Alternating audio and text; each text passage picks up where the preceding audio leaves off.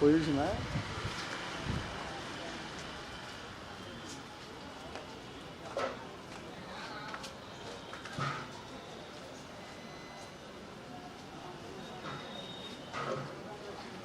మమున ఆమేన్.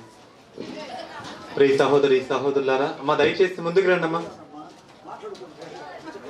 అమ్మ మాట్లాడుకోవాలనుకుంటే బయటికి వెళ్ళి మాట్లాడుకోవచ్చు. మీరు వచ్చింది మాట్లాడడం కాదు, ప్రార్థనకి రండి, ముందుకు రండి.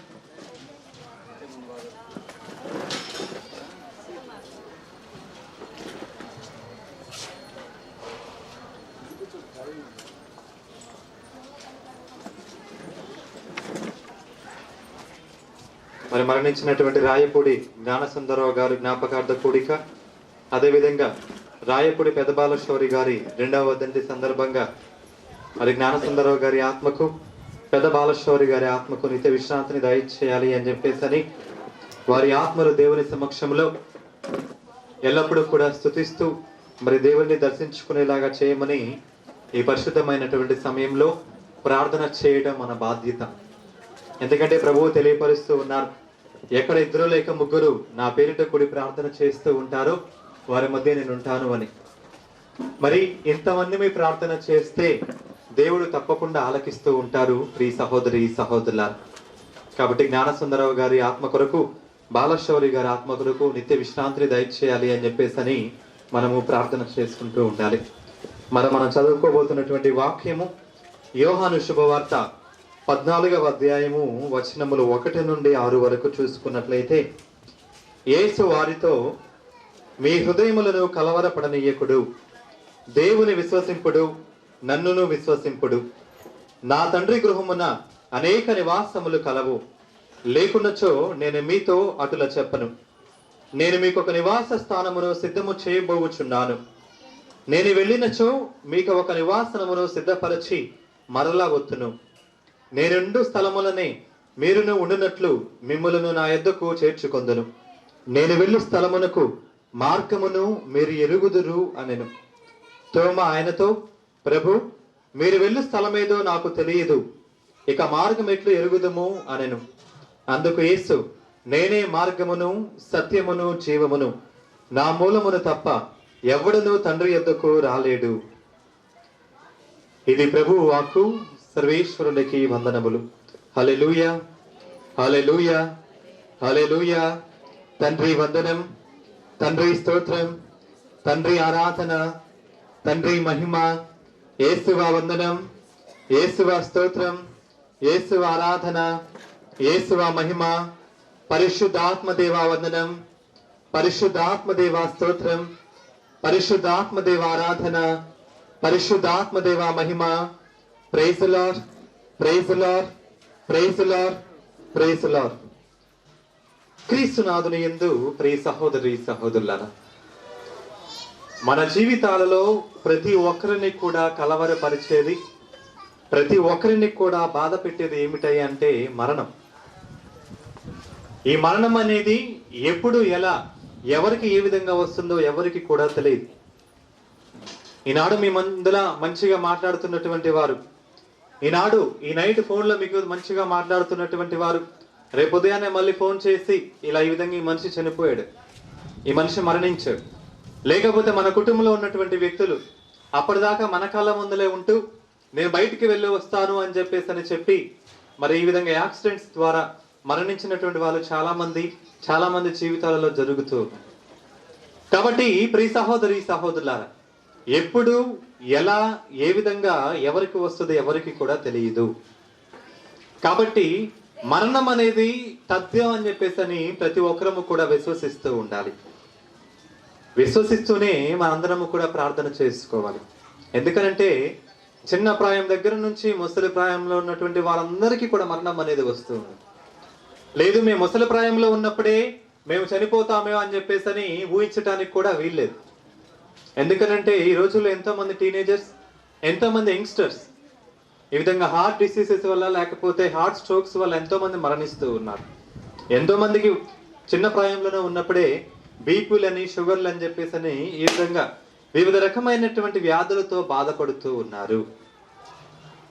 కాబట్టి క్రైస్తవులైనటువంటి మనందరము కథోలికలమైనటువంటి మనందరము కూడా విశ్వసించాల్సింది ఏమిటాయి అంటే, మరణం అనేది తప్పకుండా వస్తుంది కాబట్టి నేను క్రీస్తు ప్రభువుని నమ్ముకుని ఉన్నాను, క్రీస్తు ప్రభువు వలె ఆయన్ని ఎవరైతే నమ్ముకొని జీవిస్తూ ఉంటారో వారికి నిత్య జీవం అనేది ఉంటుంది అని ఎవరైతే విశ్వసిస్తూ ఉంటారో వారందరికీ పరలోకంలో క్రీస్తు ప్రభువు ఈ విధంగా వివిధ రకమైనటువంటి వసతులు ఏర్పాటు చేస్తూ ఉంటారంట.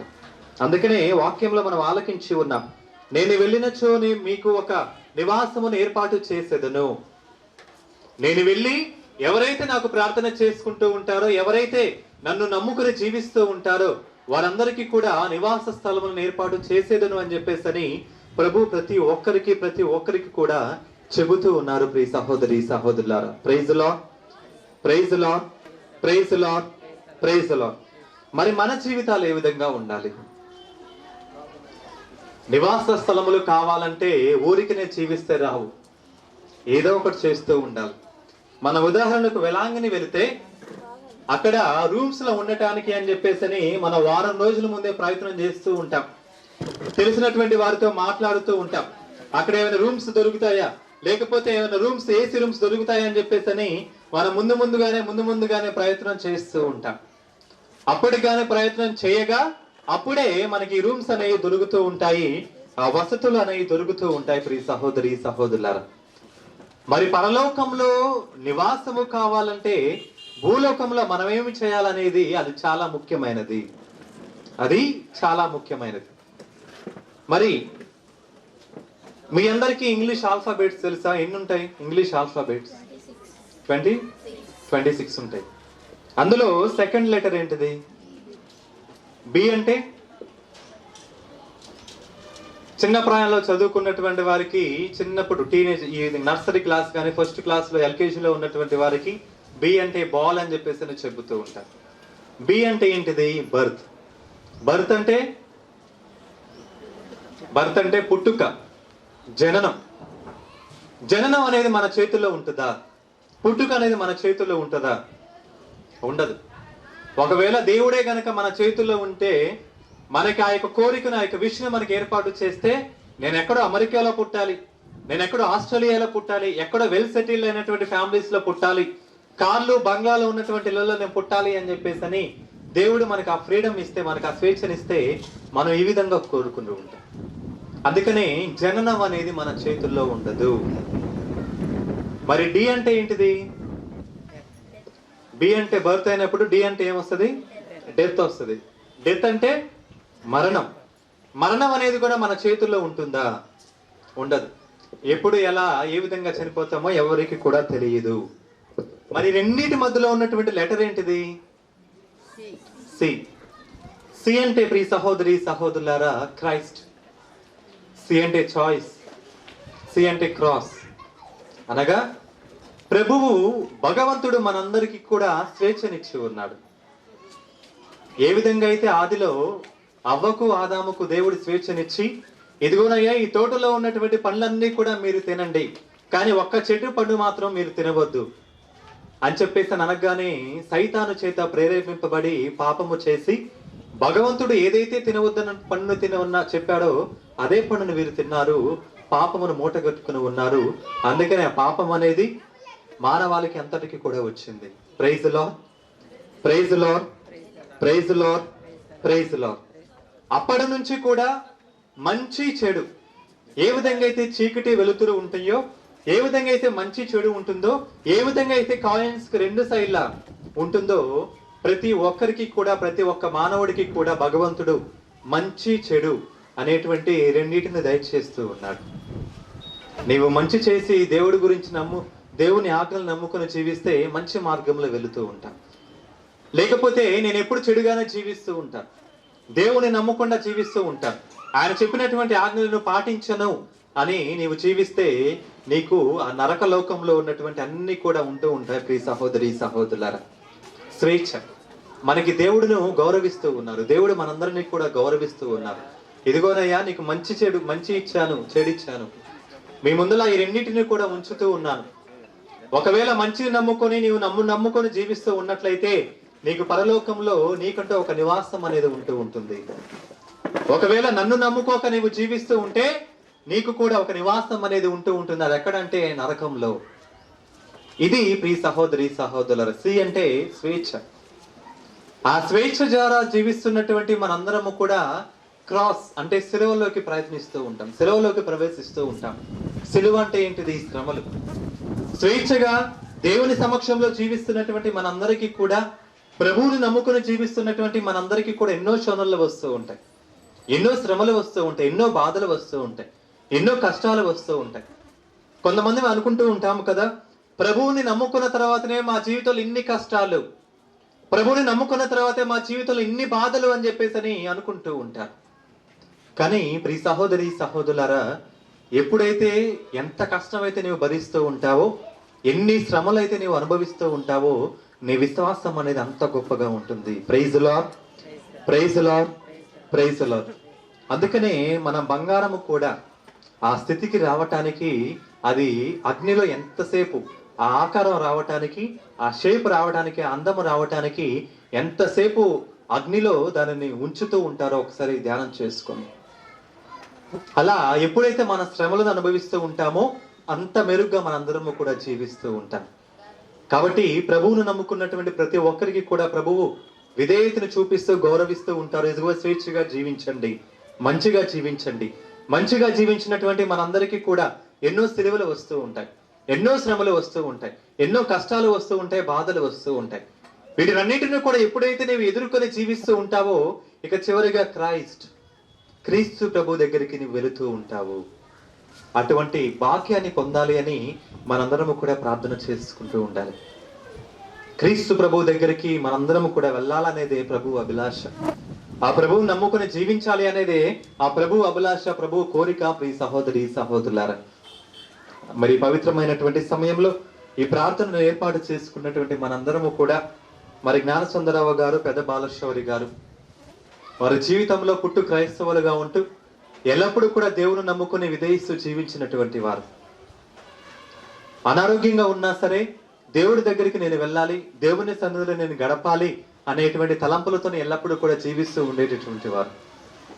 కాబట్టి ఆ బిడ్డలు ఈరోజు మరి దేవుని సమక్షంలో మనకన్నా అదృష్టవంతులై ముందుగానే దేవుని సమక్షానికి వెళ్ళారు. కాబట్టి వారి ఆత్మలకు నిత్య విశ్రాంతిని కలగాలని, ఆ భగవంతుడు వారికి మోక్ష రాజ్యమును చేర్చే భాగ్యాన్ని దయచేయాలని, అదేవిధంగా వాళ్ళు ఏమైనా పొరపాట్లు చేస్తూ ఉంటే, ప్రభువును నమ్ముకుంటూ ఉన్నప్పుడు పొరపాట్లు చేస్తూ ఉంటే ఆ పొరపాటులన్నీ కూడా దేవుడు క్షమించాలి అని, వారు చేసినటువంటి పుణ్యకార్యములన్నిటిని కూడా గుర్తించాలి అని చెప్పేసి మనము ఈ ప్రార్థనా కూటమిలో ప్రత్యేకించి ప్రార్థన చేసుకుందాం.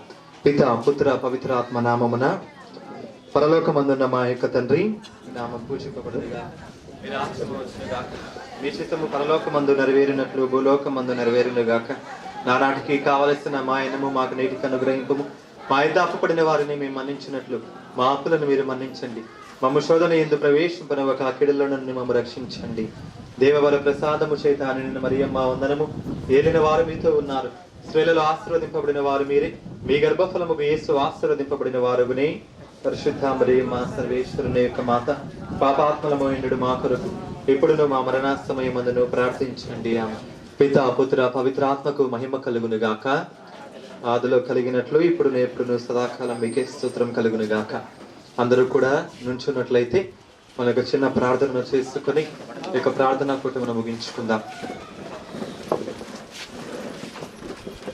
దయగల సర్వేశ్వర, ప్రేమగల తండ్రి, ఈ పవిత్రమైన సమయంలో ప్రభు మరణించినటువంటి జ్ఞానసుందరరావు గారిని, పెద్ద బాలశౌరి గారిని, వారిని జ్ఞాపకం చేసుకుంటూ ప్రార్థన చేస్తూ ఉండగా ప్రభు వారి ఆత్మకు నిత్య విశ్రాంతిని దయచేయమని మేమందరము కూడా ప్రార్థన చేస్తూ ఉన్నాం. ప్రభువా, మీరు చెప్పి ఉన్నారు, నన్ను విశ్వసించువాడు మరణించినను మరణమును చవి చూడడు అని చెప్పేసని. కాబట్టి మిమ్మల్ని విశ్వసిస్తున్నటువంటి ప్రతి ఒక్కరూ కూడా మరణించినా కానీ మీ యొక్క రాజ్యంలో ముఖాముఖిగా మిమ్మల్ని తలంచుకొని జీవిస్తూ ఉంటారు అని చెప్పేసి మీరు పలికి ఉన్నారు. మరి ఈ క్షణంలో తండ్రికి కూడా ఓదార్పును దయచేయమని ప్రార్థిస్తూ ఉన్నాం. మరి వీరి పేరున ఈనాడు ఈ యొక్క ప్రార్థనా కూటమిని ఏర్పాటు చేసుకుని ఉండగా ప్రభు ఈ ప్రార్థనలో పాల్గొంటున్నటువంటి ప్రతి బిడ్డను కూడా మీకు సమర్పిస్తూ ఉండగా వీరందరినీ కూడా దీవించి ఆశీర్వదించమని, వీరు చేస్తున్నటువంటి ప్రతి పనిలో కూడా తోడు నీడుగా ఉండమని, అయ్యా వీరు ఏ అవసరంలో అయితే ఉన్నారో ఆ అవసరములన్నిటిని కూడా వీరికి దయచేయమని, అదేవిధంగా తండ్రి మీ యొక్క పరిశుద్ధ ఆత్మ కాపుదల, మీ యొక్క సకల పునీతుల కాపుదల, మీ పునరుత్థాన యేసయ్య దీవెనలు వీరితో వీరి కుటుంబాలతో ఉండేలాగా చేయమని ఈ ప్రార్థనను మా నాథుడైన మీ ప్రియ కుమారుడునైన యేసుక్రీస్తు ద్వారా అడిగి వేడుకుంటున్నాము తండ్రి. ప్రభు మీతో ఉండనుగాక, మీ ఆత్మతో ఉండనుగాక. సర్వశక్తి గల సర్వేశ్వరుడు పిత, పుత్ర, పవిత్రాత్మ మీ అందరినీ దీవించి ఆశీర్వదించి కాల్చి కాపాడునుగాక. పిత, పుత్ర, పవిత్రాత్మ నామమున ఆమేన్. మేరీ, రోజ్ మేరీ వీరిరువురు కూడా వారికి ఉన్నటువంటి సహృదయముతో మరి ఉన్నటువంటి ఎవరైతే మన దగ్గరికి మన దరిదాపుల్లో ఉన్నారు మరి వీరందరికీ కూడా బ్లాంకెట్ డిస్ట్రిబ్యూషన్ చేస్తూ ఉన్నారు. కాబట్టి జ్ఞానసుందరరావు గారి పేరున ఈ బ్లాంకెట్ డిస్ట్రిబ్యూషన్ చేస్తూ ఉండగా మనందరము కూడా మరి వీటిని తలంచుకునే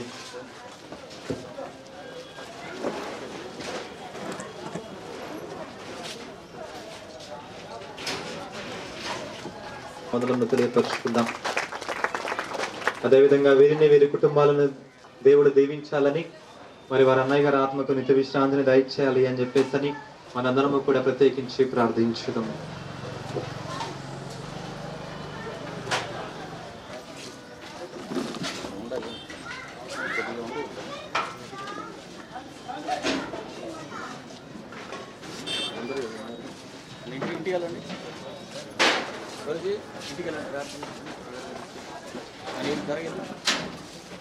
దయగల సర్వేశ్వర, ప్రేమగల తండ్రి, ప్రభు మరి సమయమున ప్రభు మరి 3 రోజుల క్రితం మరణించినటువంటి జ్ఞానసుందరరావు గారి ఆత్మకు విశ్రాంతి దయచేయాలని వారి కుటుంబంతో కలిసి ప్రార్థన చేస్తూ ఉండగా ప్రభు మరి ఇంటి యజమానుడు లేకపోవటం అనేది మరి ఇంటిలో చేరినటువంటి లోటు తండ్రి.